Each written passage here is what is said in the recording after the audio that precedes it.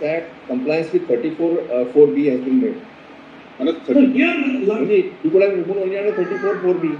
it could also, the removal could also be under the NCLT inherent powers, the rules which are... No. There is statutory power vesting. Yes. There is statutory power which says, just read 34, yes, IB code. Yes. That shows because the tribunal has not adverted to that at all.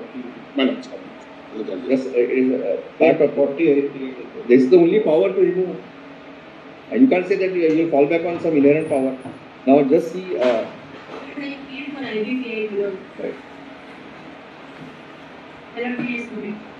Just see 34(4)(b). Yes. The adjudicating authority shall, by order, replace the resolution professional if the board recommends the replacement by resolution of.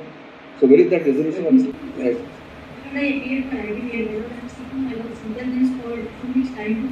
No, he want to know whether there was any recommendation by you for reasons according to for his removal. All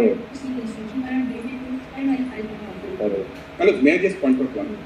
Because in this there is clear separation by as far as IDB, we just want to know which is the power exercised by the tribunal, NCLT, which is the power exercise. If that power is correctly exercised, obviously he is out. Yes. With a long judgment, we are really unable to understand which is the power exercise.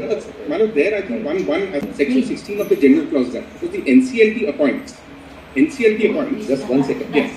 Under the statute. Yes. Which provides for removal. Yes. Then law is very well settled. If law requires you to do something in a particular manner, you must do it in that manner. That's what we want to know from her. Whether there was a recommendation by the board. When I file my counter-affidavit, No, counter-affidavit, don't file counter-affidavit. Just give questions and give us. Because this is appeal, you are not supposed to file counter-affidavit unless he has read upon some document which is not part of the record. Right. I would like to file affidavit because... So what affidavit you are going to file?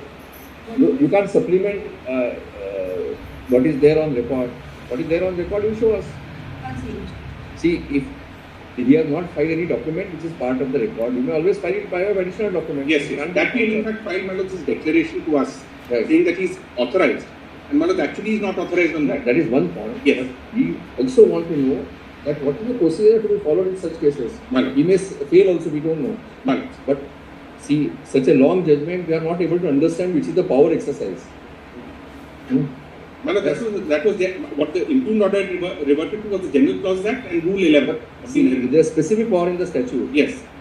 To remove a particular officer. Manoj. Then how can you fall back on General Clauses Act Section 16? Manoj. That's the question which you have to consider. Manoj, at least either there is no power, then you are right, Section 16 can be invoked. Yes. If some authority has power to appoint, authority has power to remove. Manoj. But if there is a power, it has to be exercised in accordance with law. Manoj. All right, you file additional documents. Lordship, I have a small submission.